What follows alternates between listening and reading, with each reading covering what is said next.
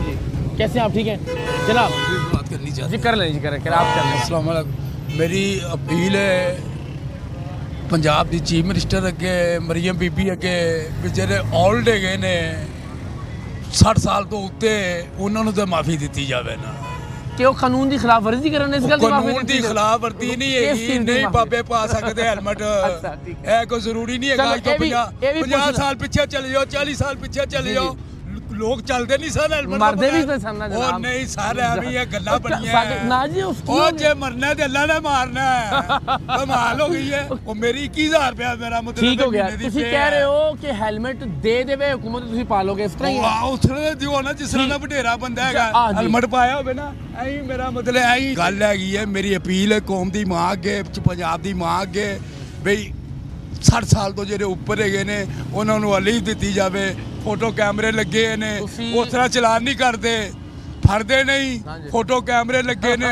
और चले आके वो तो चले आके प्रॉब्लम ये है कि बुजुर्ग हो गए हैं वो चाहते हैं बुजुर्गों का समझ गया मैं समझ गया रशीद साहब अल्लाह तुम जिंदगी देवे अपना ख्याल रखो आइए बड़ी मेहरबानी आओ जी अब ये देखिए बड़ी बदकिस्मती है वो कह रहे हैं जी अल्लाह ने बचाना भाई बिल्कुल अल्लाह ने बचाना लेकिन दीन भी ये कहता है कि पहले अपने जानवर को अपने ऊँट को अपने घोड़े को खूंटी से बांधिए उसके बाद अल्लाह पर तवक्कुल कीजिए यानी पहले आप तमाम तर इंतज़ाम कीजिए अपनी हिफाजत का उसकी बात कहिए क्या अल्लाह के सुपुर्द है मामला तो ये सारा जो है ना वो मेरा ख्याल है ये भी कि अल्लाह ने बचाना है इसमें बिल्कुल हमारा ईमान है हमारा यकीन है लेकिन आपने पहले अपनी हिफाजत का इंतज़ाम करना है फिर अल्लाह पर तवक्कुल करना है ये पहली दरख्वास्त। दूसरी दरख्वास्त वो मैंने बात की कि अच्छा इसमें ये एक हद तक दुरुस्त है कि लेकिन सवाल ये ना कि अगर आप 50,000 का लाख का 1.5 लाख का मोटरसाइकिल ले सकते हैं तो यार 2,000 का हेलमेट भी ले सकते हैं वो हेलमेट हुकूमत दे हमें ये भी एक अजीब आर्गूमेंट है।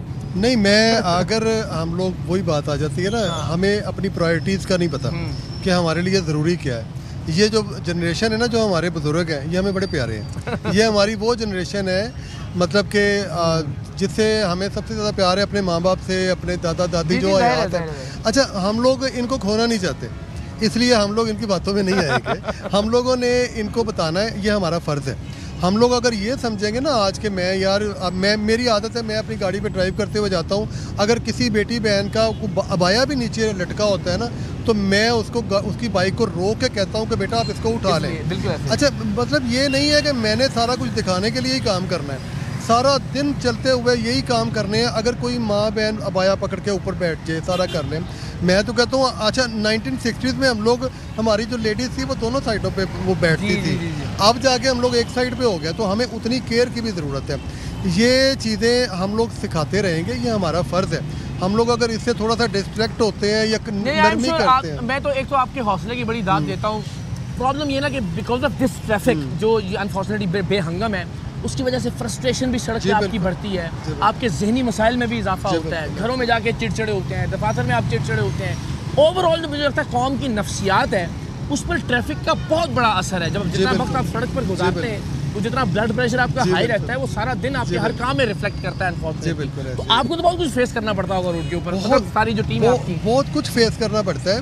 उसमें देखें पुलिस को ना ये ट्रेनिंग दी जाती है वो थोड़ा सा क्योंकि हम लोग एक ट्रैफिक पुलिस से हैं तो हम लोग वैसे ही सोसाइटी के अंदर हम लोगों ने सारा दिन ट्रैवल करना है लेकिन हमें सारा दिन में ना उससे एक घनी छाँव का इंतज़ार होता है जो आपकी तरह कोई भी बंदे आते हैं यकीन करें आज भी गर्मियों में देख लें अभी देख लें रात को आएंगे उतरेंगे बेटा आप बहुत अच्छा कर रहे हो सारे दिन में 100 बंदे बुरा बोल लें उस एक बंदे का हम इंतज़ार करते हैं वो आके पानी की बोतल किसी बच्चे को देता है कोई यकीन करें थर्मस में लेके कॉफ़ी लेके फिर रहे हैं चाय लेके फिर रहे हैं लोग आके देते हैं कि सर आप हमारे लिए खड़े हैं आप ये पी लें। क्या बात है ये वो वाली चीज़ है जो हमें दोबारा से हमारी एनर्जी को बिल्ड कर देती है। अदरवाइज़ अगर हम लोग 2-4 बंदों की बात सुन के पीछे हो जाए ना तो हम लोग कभी भी नहीं कर सकते। और अब ये वक्त आया है मैं कहता हूँ कि हमें ये नहीं है कि सिर्फ ट्रैफिक पुलिस को आप लोग आज इतनी मेहनत करते हैं सारे डिपार्टमेंट्स को आप चेक एंड बैलेंस रखते हैं हमें ये चीज़ें छोड़ देनी चाहिए यार। हम लोग कब तक अंडर डेवलप कंट्री का यही लेबल लगा के मतलब मैं अक्सर बात करता हूँ तो मुझे कहना पड़ता है अंडर डेवलप कंट्री यार क्यों नहीं हम कह सकते हम लोग उस जगह पे पहुँचेंगे कि हम कहेंगे कि वी आर दुनिया में जहाँ भी हम जाते हैं तो उसकी इमारतों और बाकी चीज़ों में पहली चीज़ हमें इम्प्रेस करती है ना उसका ट्रैफिक वो ट्रैफिक आप कहते हैं यार क्या शानदार कौम है यार क्या अखलाकियात है क्या डिसिप्लिन है कौम के अंदर। तो इंशाल्लाह वो यहाँ पे भी लेकर आएंगे। आपने जो बुजुर्ग है ना वो उसने टोन सेट कर दी है ज़रा बता दिया है कि बहुत सारे लोग ये सोचते हैं, वो ऐसा लगता है हुकूमत पर कोई एहसान कर रहे हैं, उनको लगता है वो ट्रैफिक पुलिस पर कोई एहसान करेंगे हेलमेट पहनकर, और उनको लगता है यार जानते अल्लाह ने बचानी है तो हेलमेट पहनने की ज़रूरत है। तो बस फिर तो ये तो मैंने कहा ना, फिर तो आप कूद जाएँ 20वीं मंजिल से सोच के कि यार जानते अल्लाह ने बचानी है तो मैंने क्यों होएगा। आप चलती हुई जो है सड़क उसके बीच में चलना शुरू कर दें इसकी मुखालिफ रॉ में, ये सोच के कि जान तो अल्लाह ने बचानी है। तो दीन का दर्स मैंने बता दिया कि यही है कि पहले अपनी हिफाजत का इंतज़ाम मुकम्मल कीजिए। तो ज़रा हम देखते हैं लाहौर शहर के जो लोग हैं उनका क्या रवैया है, वो क्या बात कर रहे हैं ट्रैफिक के जो ये चालान है उनकी जो अमाउंट है उसके बढ़ जाने पर। ज़रा एक आपको दिखाते हैं शहर लाहौर के जो बासी हैं उनकी मिली जुली राय क्या है, ज़रा मुलाहिजा कीजिए। ये तो गलत कर रहे हैं ना, समझे कि मारने वाली बात है, उनका हक छीन रहे हैं, ये अपनी जैसियाँ कर रहे हैं, वो गरीबों से माल समेटी जा रहे हैं। वो एक बेचारा जो है मजदूर है जो उसने अब चलान कहाँ से 2000 का भरेगा, ऊपर से पर्चा भी दे रहे हैं।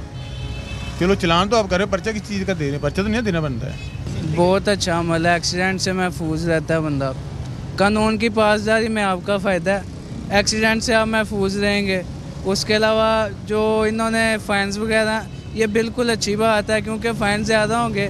अब बेसिकली इस बार में मैं जो हमारी हुकूमत है ना उनको ये मशवरा दूंगा 2000 का जो चलान करना है ना हेलमेट प्रोवाइड कर दें, उससे ये फ़ायदा होगा कि चलान में कमी आ जाएगी।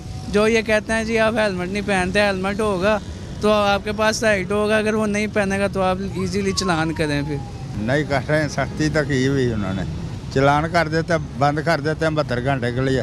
बेहतरी क्या ही है सर, वैसे तंग करते हैं बस। मैं खुद बेटा किसी की गाड़ी चलाता हूँ, मजबूरी है, अब क्या करें। जुर्माने बढ़ाएंगे तो आवाम थोड़ी बेहतर होगी, वरना 200-400 तो समझते कुछ नहीं थे। जुर्माने बहुत ज़्यादा बढ़ा दिए हैं। माड़ा बंदा तो आपको पता है जिसकी 1000 रुपया दिहाड़ी है उसका 2000 रुपये का अगर चलान होगा तो वो तो पहले ही मरा हुआ, 2 दिन और मर जाएगा वो। लेकिन हेलमेट बहुत ज़रूरी है। जुर्माने इतने बढ़ा दिए हैं कि वो गरीब की पहुंच से दूर हैं, उसका किचन बंद हो रहा है। हमारे हुक्मरानों को चाहिए कि कोई ना कोई रिलीफ गरीब को मिलना चाहिए। वो दौर आ गया है जिस दौर में लुट जाए फ़कीरों की कमाई, उस दौर के हाकिम से कोई भूल हुई है।